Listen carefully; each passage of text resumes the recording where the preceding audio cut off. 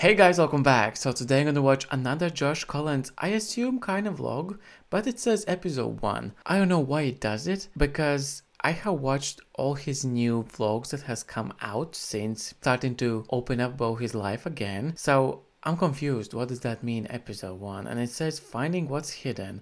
So that's also kind of a mystery to me, but I have been enjoying his vlogs. I love his personality, his just down to earthness and just vulnerability and just authenticity overall. So I'm really keen to see it, and I told you guys I will keep on watching his vlogs. So here's another one, Finding What's Hidden, episode 1. So let's check it out, let's see what it's all about, and yeah, I mean, let's just dive into it.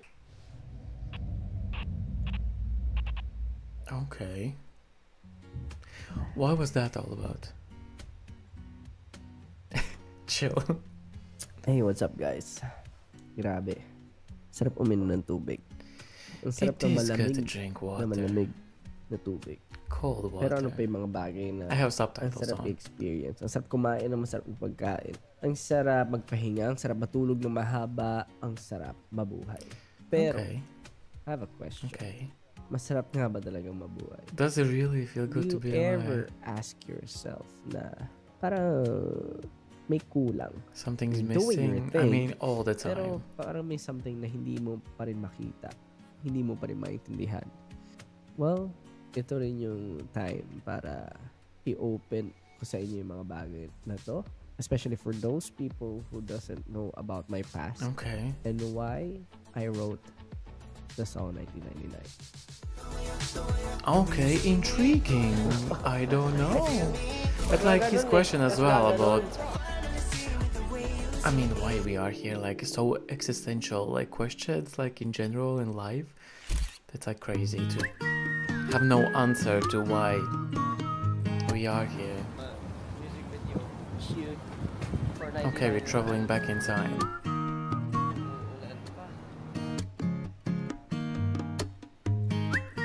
I mean, it's cool that he has these experiences, like filming his own things on all types, like parts of the world.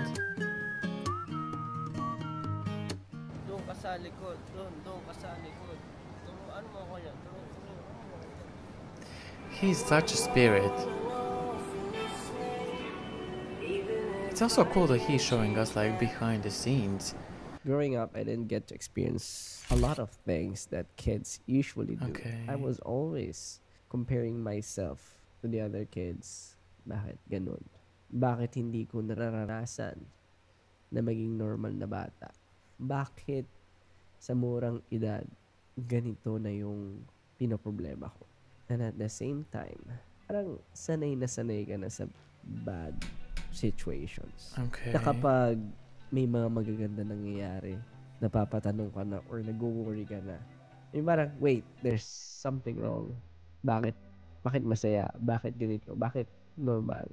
Kasi I was always expecting for the worst case scenarios.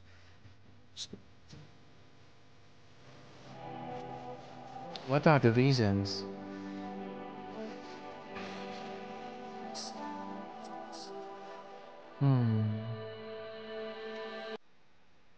Na-abuse kami agad nung bata pa lang kami.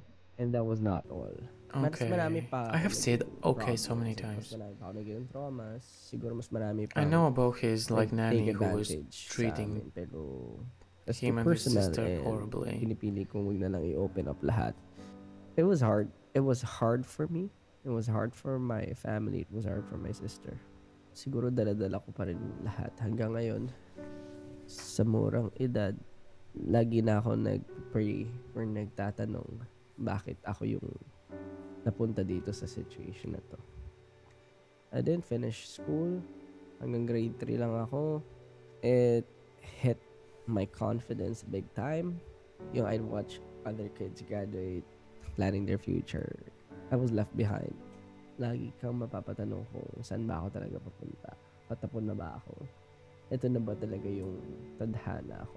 Mapapaisip ko bakit ganun? Yung iba parang the world was designed to be the perfect world for them. Pero yung akin, sobrang habang quest. Ganun ko masasabi. Nainggit ako. Yung feeling na why wasn't I part of that world? I wasn't the smartest kid. He's so But strong one actually thing's for for talking I about wasn't gonna this. let anyone walk all over me. I've always fought for myself.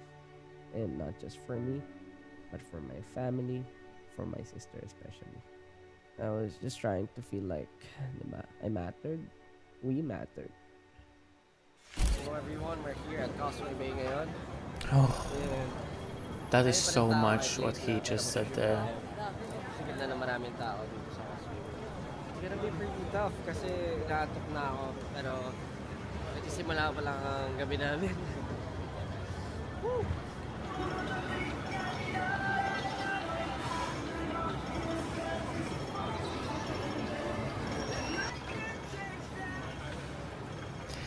Also, the confidence to like perform like this Daming around other kung people in away the na street. Salihan.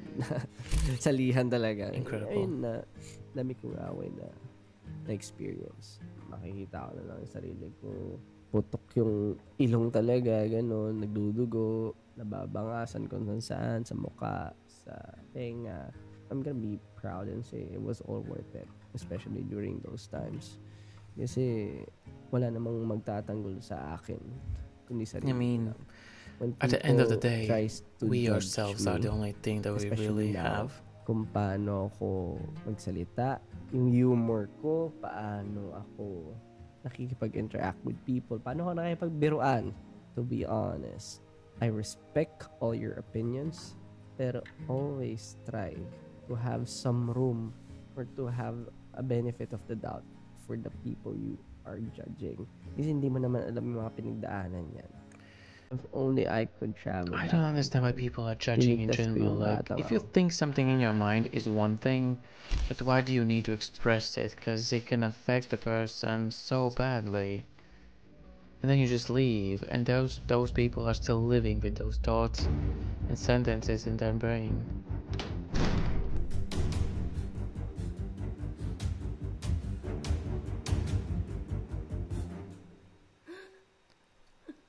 Pero wala eh. Kahit ano pang gawin ko, hindi ko na mababalikan yun. Kaya kailangan mag-focus tayo kung anong meron tayo ngayon. I realized that I can't be the only one who feels like this. Yung parang kahit anong gawin mo, ang dami pa rin katanungan. Pero maybe it is not about looking back. Maybe it's about moving forward. Maybe it's about trying to ask these questions na kinakatakutan mong itanong. And malay natin, di ba? Lahat ng pieces magsama-sama and fit together.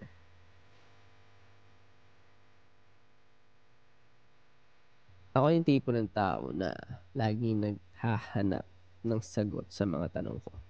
Minsan parang hindi lahat ng bagay Yeah, not always everything needs to kailangan be answered. masagot agad-agad. Yung ibang bagay, they'd reveal themselves when you're ready to see them. So maybe, just maybe, it's time to take a step forward. I don't have all the answers yet. Pero ang tanong, what am I really looking for? Maybe it's not about finding the missing piece right now. Maybe it's about seeing things in a new way and letting the pieces fall into place. This is just the start, and I can already feel that something's about to click. You guys saved me. Kayo pala yung ano ko pinipray kay God. I've spent a lot of time wondering why certain things in my life never seem to fit. Yung mga moments na nagkulang, mga tanong na hindi ko nasagot. And now, I think I'm starting to understand that maybe I've been looking for something bigger this whole time. So, I've decided to do something about it. I'm not just gonna keep this journey to myself anymore. Diba I told you guys na I'm letting you in my life? Hindi lang siya basta letting you in my life.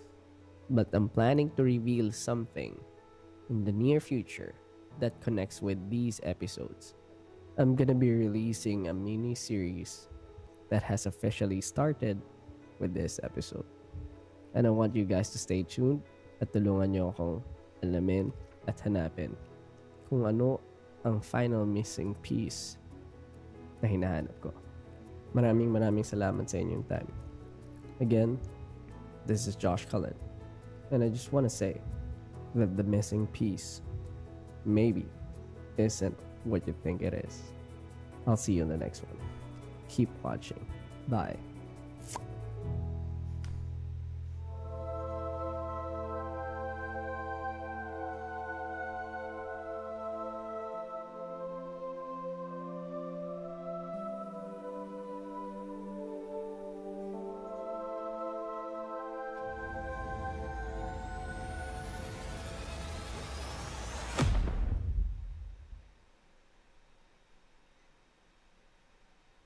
Thank you.